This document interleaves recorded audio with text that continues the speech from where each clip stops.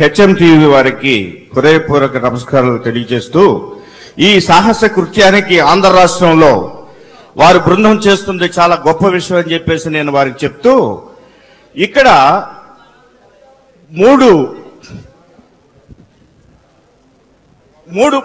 మూడు గ్రూపులు మనము ప్రత్యేక ఆంధ్ర కావాలనే ఒక పెద్దలు కొందరు, ప్రత్యేక తెలంగాణ కావాలనే వాదన వినిపించేవారు మరికొందరు, సమైక్యవాదం కావాలని మూడో అంశం మాట్లాడే ముగ్గురున్నారు.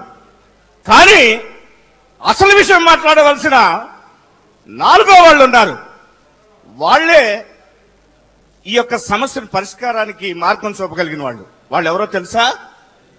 తెలంగాణలో ఉంటూ తెలంగాణ నాయకుల మాటలకి బాధపడుతూ తెలంగాణని అభివృద్ధి చేయలేరని, తెలంగాణని అధోగతి పాలు చేస్తారని బాధపడుతున్న వాళ్లే డిసైడ్ చేస్తారని చెప్పి మీకు మనవి చేస్తున్నాను.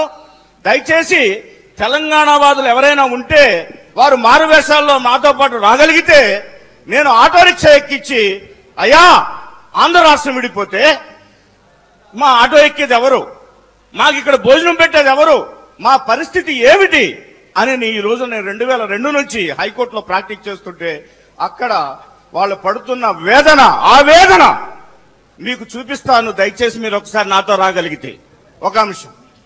రెండోది చూస్తే నేను ఒక్కడే నిమిషం అండి, నేను చెప్పాను వారు అన్నట్లుగానే ఈ సమస్యను పరిష్కరించాలంటే మనం కాదు, 2014 సంవత్సరం వరకు ఈ ఆంధ్ర రాష్ట్రం సమైక్యంగా ఉండి మనం ఎమ్మెల్యేలు కానీ ఎంపీలు కానీ అందరిని ఎన్నుకున్నాం. ఈ రోజు మనకు ప్రభుత్వం లేదు, మనం అగమ్య గోచరంలో ఉన్నాం ఈ రోజున. కాబట్టి మనం అందరం కూడా మన ప్రభుత్వాన్ని వాళ్ళందరినీ కోరి వారి యొక్క మరి రాజీనామాలను మళ్ళీ వెనక తీసుకొని ప్రభుత్వాన్ని పరిపాలించే చేసి 2014లో ఇంతవరకు మనం ఏంటంటే ఈ సమైక్యవాదం కానివ్వండి, జయాంధ్రవాదం కానివ్వండి, ఇదంతా కూడా చాలా కాలం చూస్తున్న ఒక ప్రక్రియ కనుక 2014లో ప్రజల ముందుకు వెళదాం.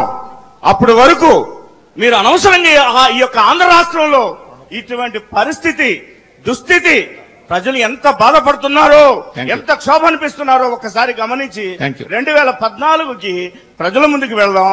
మీ వాదనలన్నీ ప్రజలకు వినిపిద్దాం.